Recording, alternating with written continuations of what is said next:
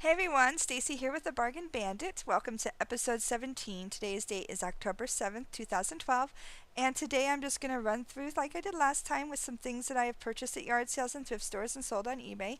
I have one little surprise. It wasn't a purchase at a yard sale or a thrift store. It was a purchase at Walmart, and it was an experiment that turned out really well. So I'll tell you all about that. I'm going to go through my top three, and I'm going to answer a question. And my question will actually include a demo today. So stay tuned for that at the end of the show. Thank you to all my watchers who are watching me and subscribing to the channel. I have 39 subscribers so far, so it keeps going up a little bit at a time. So thank you to everybody who watches and likes this show. Be sure to like me on Facebook. Just search for Kraus House of Cards and you'll find me, and I appreciate all of you. So let's get on with the show.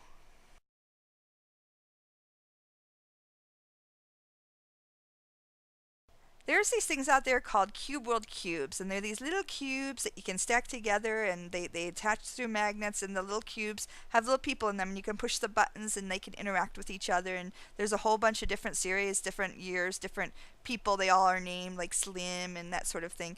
And I sold my 7 Cube World cubes. I bought them all for a quarter a piece, 5 at one place and 2 at another place, and it kind of goes that way for me, where I won't find anything like this, and then one weekend I'll find it everywhere. Everybody's selling them, and I'm able to pick a whole bunch of them up. So that was kind of the case with this. 5 of them did not have batteries, 2 of them did, so I was able to test make sure all 7 of them worked using the 2 batteries that worked, and I put that clearly in my announcement. So they did sell, and they sold for a good profit, considering I paid $1.75 for all 7 of them. These are the kinds of things that you can pick up super cheap because people selling them don't think they have any value, especially if they only have 1 or 2 of them. They're like, yeah, they're not worth anything.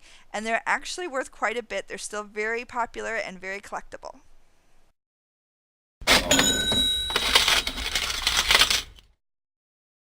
I mentioned a while ago in one of my top 3 picks segments that I picked up a couple of La La Loopsy dresses from Walmart. They were on clearance for $5 a piece, and I put them up on eBay, and I made a killing on them. They were actually very popular. I've sold both of the dresses pretty quickly. I put them both up on 7-day auctions with a buy it now price of $29.99. One of them went with the buy it now price. Somebody snapped it right up, didn't even want to worry about bidding. They just paid the $29.99. And then the other one sold for $16, which was a little less than I was hoping I'd get, but I still made a profit. And they were including free shipping, so my profit was a little less on the $16 one, but it didn't cost much to ship the $16 one, and then the other one cost a little more because it had more material, so it actually put me over the first class mail limitation.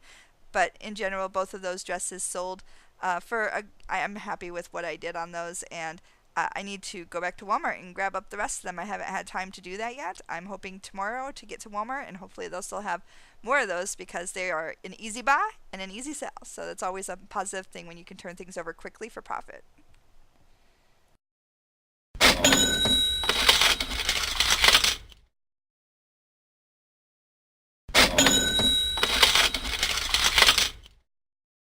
I'm sure I'm almost boring people to tears already about Puremco dominoes, but I did sell those Bluebell Puremco dominoes that I showed off a while ago.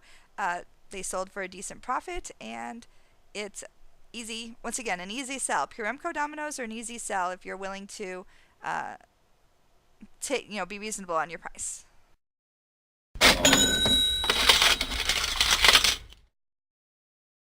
A few weekends ago, I was having one of those weekends that most of us people who go to yard sales to buy things occasionally have, and it's one of those where you go to a bunch of sales and you can buy nothing. People have nothing at all that you want to buy, and you get frustrated and frustrated until finally you just buy something that you go, ah, why did I buy that later when you get home? And that's what this next item was, and it turned out to be okay.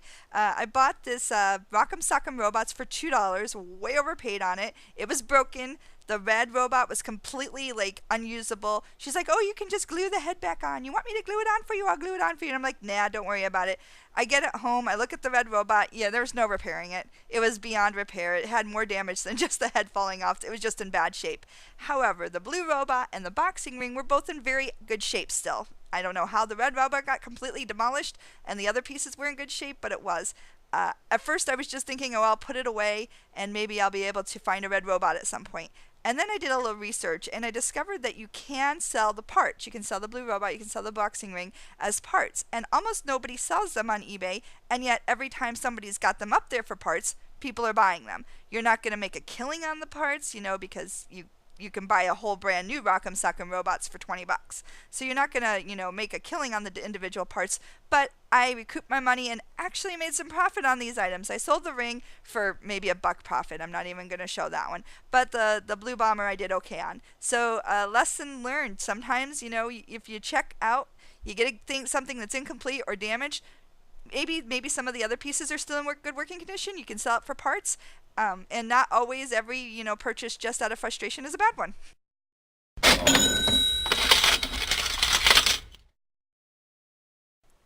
This next item is one of the items where I went through last week and I lowered my prices on a whole lot of things just trying to get rid of them because they've been in my inventory for a while and I still made a profit on it. It's these old, not old actually, they're 2005 Rice Krispies cups. They're not worth a whole lot of money. I thought that they were really neat when I bought them. I bought the whole group of them for $5, 4 cups and a plate. Turns out they're not really worth that much because you can buy them brand new for like $8. So, $8 a piece, but still. Yeah, so the value just wasn't there in them and I finally got tired of sitting on them, taking up inventory, so I lowered my price and boom, they sold.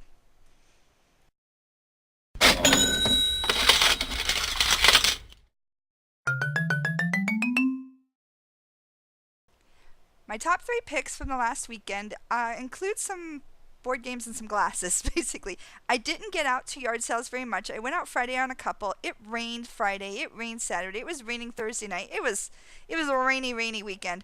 So there weren't a whole lot of yard sales in the first place. Most people had canceled their sales because of the forthcoming rain, and then there just weren't many sales. So I actually did a thrift store jaunt where I went to a bunch of thrift stores, and I went to a couple of thrift stores that I've gone to, and they usually have nothing, and then this time they had a whole bunch of stuff. So it's always worth going and checking out your thrift stores. Living in San Antonio, I have a lot of thrift stores, so I have a lot of, to go to every thrift store in San Antonio, it would probably take me 2 full days to give you an idea. So it's definitely one of those things where I've always got thrift stores I can go to at least. So I'm going to quickly show you these. I pick these up every time I see them. They're 50 cents at the thrift stores, and they're usually I can get them a quarter at yard sales because people just don't buy them, so they're easy to pick up. But this is an Arby's BC glass. Everyone remember BC? If you do, you're showing your age. 1981. This is a 1978 Garfield glass from McDonald's, a collectible glass from McDonald's. And then this one is just a Peanuts glass from 1965 with Snoopy, rainbow glass. Now, these glasses are not worth a tremendous amount of money. I might be able to get $4, $5, and $7 or $8 on the other one. But they don't take up a whole lot of inventory. They're small, so they're easy to hold on to. And they're small to ship, so I can use my cheap boxes to ship them in. Yeah, it takes a little bubble wrap, and you want to make sure you package it well when you're dealing with glasses. And they can sit up on my in my store forever. I don't care until somebody buys them. And the funny thing is, somebody eventually buys them. Every glass that I've put up there has sold. So eventually it sells, and usually it doesn't take that long, 1 or 2 months, and then it sells. So these are all going to go up at some point. I haven't actually finished processing from the last weekend. There's no pictures of anything yet. But so these are, that's all one item. I just wanted to show you my glasses. Worth picking up if you can find them. Just the unusual collectible type glasses is what I normally get. The next thing I'm going to show you is this here. This is a Life Twist and Turns I bought for $2. And it's got all the pieces. It's complete. It's the electronic one with the electronic buzzer thingy, with the little cards, kind of like the Monopoly Here and Now one. So that actually is selling for about $20. So I'm gonna do okay on that one, considering I bought 2. And then I know I've mentioned this before, but this is one of those funny things where I have been looking for another copy of this because I'm like, I wish I could find more copies of this. And so I found a copy of Balderdash Complete from one thrift store for $2. And then at the next thrift store, they had another copy of Balderdash Complete for $2. So that's right. I got 2 copies of Balderdash to sell now, so I'm pretty happy. They're not going to be worth a lot. I'm only going to make $4 or $5 on them, but they're quick sells. They're easy. People want them. So that was my top 3 picks. The glasses is 1, the Life is 2, and then my 2 copies of Balderdash is 3. So I kind of cheated and showed you 6 items instead of 3, but those were my top 3 picks from last weekend, which was a pretty limited weekend, so I think I did okay. So I'm standing up for a question today because I'm going to be showing a little bit of a demo with my board games. So the question comes from Meg B, and she asks, how do you get your game ready for shipping, especially the long, thin-shaped games like Monopoly? I had success with the 1983 Roman mythology game by Jove. And that sounds like a fun game. I love Roman mythology, so I think I would have enjoyed that game. But congratulations on selling that, and I'm glad you've had some success. And to answer your question about how I prep my games for shipping, there's a couple of different things. And the first thing I would say is befriend somebody in an IT department in a big company. I'm lucky enough that I'm married to one, but you know, if you can get a hold of anyone, they just they throw out a lot of things. They throw a lot of boxes, they throw a lot of packing materials, and they throw out a lot of these. And these are cartridge cases for data backups. These are Maxell ones, you know, you can kind of see. I left the thing in there so you could kind of see it. But this, it opens up, and it's just a clear plastic case, and I know crafters would probably go crazy if I could sell them to them, but I'm keeping these. I keep them for board game pieces. So a lot of board games have a lot of loose pieces, and so one of the things I do is I take all the loose pieces, put them in one of these things so they're only shaking around in this little box instead of in the big box, and throw that in the box with that. They don't weigh very much, so it's usually not a weight issue with these, and just kind of a neat little thing, and I love them for board games. Board game pieces and that sort of thing. And then the other thing my husband brings home is a lot of this, and this is like a foam packing material that big computers come shipped in. I think especially Dell uses these. So it's got all these little foam bits on them. It's got different like little foam bits, or it's got the big foam pieces you can cut up. So those are the two things that I am grateful that my husband can bring home to me. And I use a company called EcoBox to buy my boxes from. Now, he brings home a lot of boxes too, but most of them are kind of shaped in ways that I can't really use them for board games. My board game boxes, I have two different sizes. I have 19 3/8 by 12 1/2 and 3 by 3 1/4, and then I have a bigger one, which I'll show in a second. And so this one here, you can kind of see, oh, I had a little foam piece there, you know, fits this game pretty well. And most games are going to fit inside this size box, so you're not going to have a whole lot of issues outside of this size box. You're not going to usually need the bigger box, but you know, the bigger box will fit odd shaped games. So most of them are going to fit in here, and then I use the foam pieces, you know, and I can just tear off some of these foam pieces here so that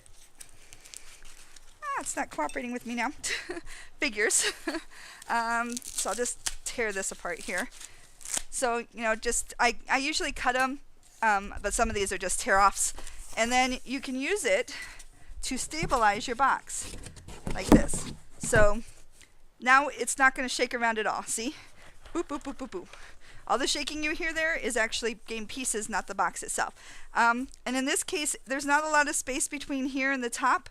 So when I actually close it up, it's not actually going to shake around long ways. So all I would need to do, and there's no room on either side, all I would need to do is the one stabilizing piece right here. That's all I'd use. So limited use of foam. That's a good thing.